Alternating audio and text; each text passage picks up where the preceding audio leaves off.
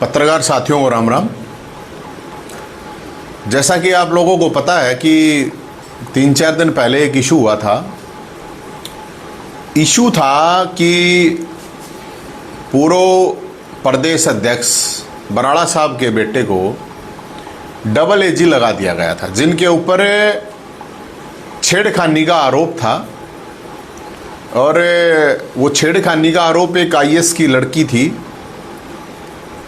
अब जो ये डबल एजी लगाए गए थे, वो प्रोसेस तो कुछ भी नहीं है। जिस तरह पिछली सरकारें करती थी उसी तरह से बंदरवाट होती है, अपना भाई भतीजावाद या जो भी कुछ चलता है इसमें जानकारियां। 1.5 से 2 लाख के आसपास इनकी तनख्वाह होती है। पैसा हमारा टैक्स का, हमारे टैक्स का पैसा है। ये किसी के बाप के टैक्स का पैसा नहीं है या किसी के बाप का पैसा नहीं है, जनता के टैक्स का पैसा है।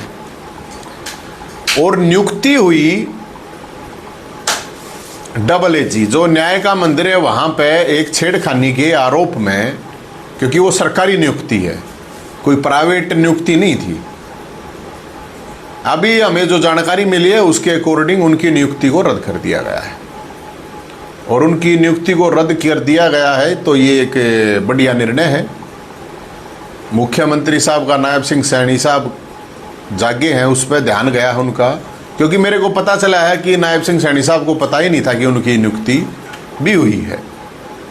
ये और बड़ी खतरनाक बात है कि इस तरह ये चीज़ें इतने बड़े लेवल पे, क्योंकि 100 वैकेंसी थी, 1000 से ज़्यादा लोगों ने, करीब 2000 लोगों ने उस चीज़ को अप्लाई किया था, 100 वैकेंसीज जो थी। और नियुक्ति भी इनकी सुप्रीम कोर्ट में की गई थी।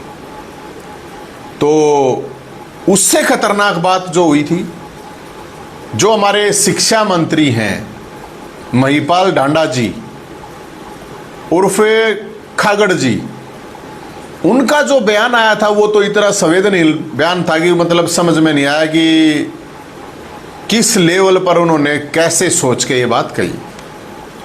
उन्होंने कहा कि नेताओं के बेटों को क्या 7 समुद्र पार छोड़ के आए। तो अब मैं ढांडा जी को उर्फ खागड़ जी को ये कहना चाहूँगा, शिक्षा मंत्री जी को, अब आप उस लड़के को 7 समुद्र छोड़ के आओ पार, या 7वें आसमान पे छोड़ के आओ, या अपनी मुर्गी फार्मों में मैनेजर की नौकरी दे दो। कोई प्रॉब्लम नहीं, किसी को कोई इशू नहीं है। आप किसको रखते हो किसको नहीं, इस पर सवाल नहीं है। और एक शिक्षा मंत्री का इस तरह का बयान, ये बहुत खतरनाक था कि 7 समुद्र थोड़ी छोड़ के आएंगे नेताओं के लड़कों को। तो नेताओं के लड़कों को ये भी किसी ने नहीं कहा है कि वो लड़कियां छेड़ें।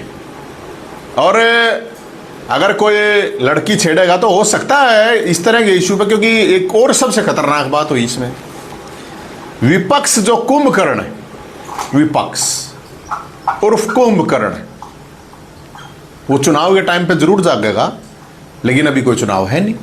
बड़ी हैरानी की बात यह है कि बात बात के ऊपर प्रेस कॉन्फ्रेंस करने वाले लोग,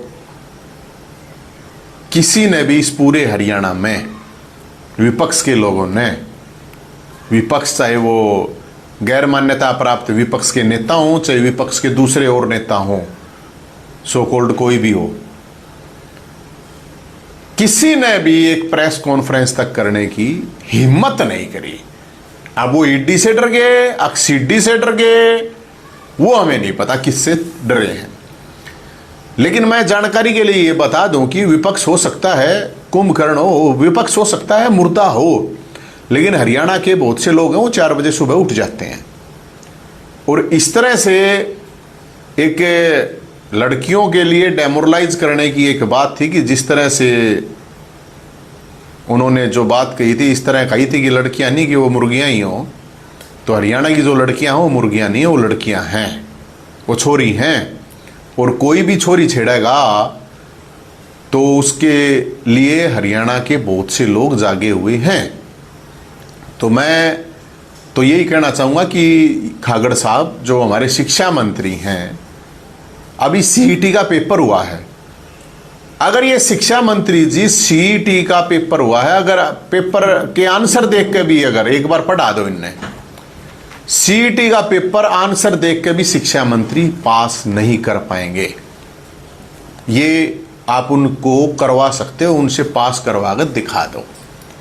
क्योंकि इस तरह के बयान देने वाला आदमी मेरे ख्याल में ठीक है। और ठीक है वो मंत्री है, लेकिन दो दो तीन तीन बार विधायक बने, इतनी संवेदनशीलता होनी चाहिए थी उनमें। इतना खागड़ पाक रहा है। तो मैं ये कहना चाहूंगा शिक्षा मंत्री जी, आप जो खागड़ हो ना, आप सरकारी खागड़ हो, हम पंचायती खागड़ हैं। सरकारी खागड़ तो 50,000 का आया, उसने 2 लाख का बताया रहे। हम पंचायती खागड़ हैं, हम नहीं डरते हैं। आप लोग डराते होगे इन जिनने माल खा रखा है, जिन माल है, जिनने माल खा रखा है, जिनका ईडी का डर है, किसी के सीडी का डर है। और मुझे लगता है कि अब डांडा साहब को भी इस बयान के ऊपर माफी मांगनी चाहिए और उनको ये लोगों के सामने ये कहना चाहिए कि हाँ, उनको इस तरह का बयान नहीं देना था। क्योंकि लाखों लड़कियां जो पढ़ने जाती हैं या अपना कैरियर बनाती हैं या खेलने कूदने के लिए जाती है, तो उनका एक मोरल जो है डाउन करने के लिए ये प्रयास किया गया था, जो कि सही नहीं था। और इसमें एक बड़ी अजब बात है कि जब कोई भी विपक्ष के लोग सब चुपचाप थे, कोई नहीं बोला, तो आखिर में जो आईएएस हैं उन लोगों ने ही, जो पूर्व आईएएस हैं, प्रेजेंट में नहीं, उन्होंने ही लेटर लिखा, उन्होंने अपना लेटर लिखा। तो मेरा सवाल जो प्रेजेंट में आईएएस हैं उनसे भी सवाल है, आईएएस हैं चाहे आईपीएस हैं, जब आईएएस और आईपीएस की लड़की भी सुरक्षित नहीं है, उसके छेड़खानी के आरोपियों को भी इस तरह के पद मिलेंगे, तो एक आम घर की जो लड़की है उसके साथ क्या होगा, उसका न्याय और इंसाफ कैसे मिलेगा, मुझे तो समझ में नहीं आ रहा है। लेकिन ये जो भी आया, क्या कर रहे हैं सैनी साहब, सीएम साहब शाम का बोल रहा, क्या कर रहे हैं तड़के का बोल रहा, शाम ना आ जाओ तो उसको बोला नहीं करते, तो कोई बात नहीं। लेकिन ये नियुक्ति रद्द करने का, और मुझे लगता है कि ये बराड़ा साहब को भी खुद सोचना चाहिए था कि इस तरह की चीजें नहीं करनी चाहिए थी, क्या जरूरत थी। आरोप है उसके ऊपर तो कोई प्रॉब्लम है ही नहीं, लेकिन एक सार्वजनिक जीवन में जीने वाले आदमी के ऊपर इस तरह का आरोप लगता है और उसको सरकारी नियुक्ति, लोगों की जनता के टैक्स का पैसा उसके पास जा रहा है, वो तो मेरे ख्याल की आवाज नहीं उठा रहा, कोई मुद्दा नहीं उठा रहा, तो हम तो उठाएंगे। और सिंबोलिज्म नहीं, अब ये तो नहीं है ना कि मैंने तो देखो टी ट्वीट के कह रहा हूँ, रीट्वीट कर दिया, मैंने तो ट्वीट कर दिया, मैंने तो फेसबुक पे डाल दिया, मैंने तो वीडियो बना डाल दी, मैंने तो प्रेस कॉन्फ्रेंस कर दी। प्रेस कॉन्फ्रेंस भी नहीं करी किसी ने इस पे, गजब बात है। एक भी आदमी विपक्ष का मैंने ये नहीं देखा कि किसी ने प्रेस कॉन्फ्रेंस बुलाकर इस मुद्दे पर स्पेशली बोला हो।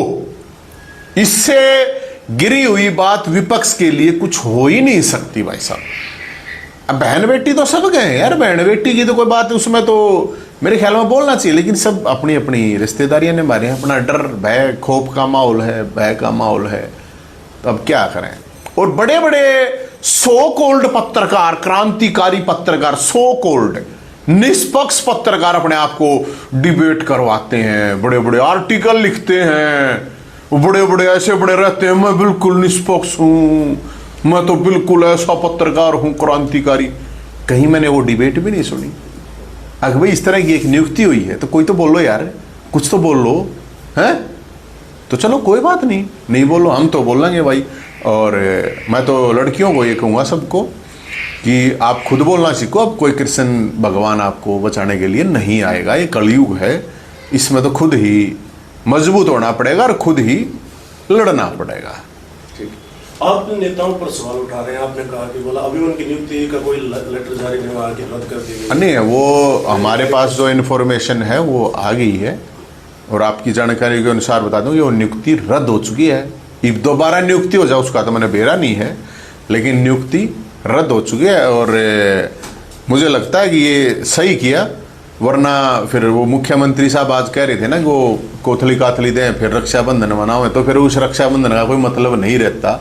और वो हम सरकार को अवगत करा चुके थे अच्छी तरह से कि उनकी नियुक्ति रद्द होनी चाहिए जब तक उनके ऊपर ये आरोप है, जब तक फैसला नहीं है। तो एक और भी बड़ा सवाल है, ये करीब बात है 2018 की या 17 की है, तो सब इस मुद्दे को लेकर उस टाइम पे भी बयानबाजी की थी कुछ लोगों ने। मैंने तो खुद चंडीगढ़ प्रोटेस्ट किया था इस मामले को लेकर, किसी ने नहीं किया था, मैंने चंडीगढ़ प्रोटेस्ट किया था।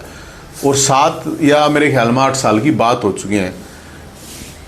तो इस तरह के जो मामले हैं, चाहे वो अधिकारियों के हैं, बड़े अधिकारियों के हैं, नेताओं के हैं, उनके परिवार के हैं, इस तरह के मामलों को फास्ट ट्रैक कोर्ट में आना चाहिए ताकि दूध का दूध पानी का पानी हो जाए, ताकि ये चीज क्लियर हो जाए कि हाँ सही है या गलत है। अगर लड़की ने गलत आरोप लगा रखे हैं तो लड़की को सजा दो, क्योंकि इज्जत तो आदमी की औरत की बराबर ही होती है।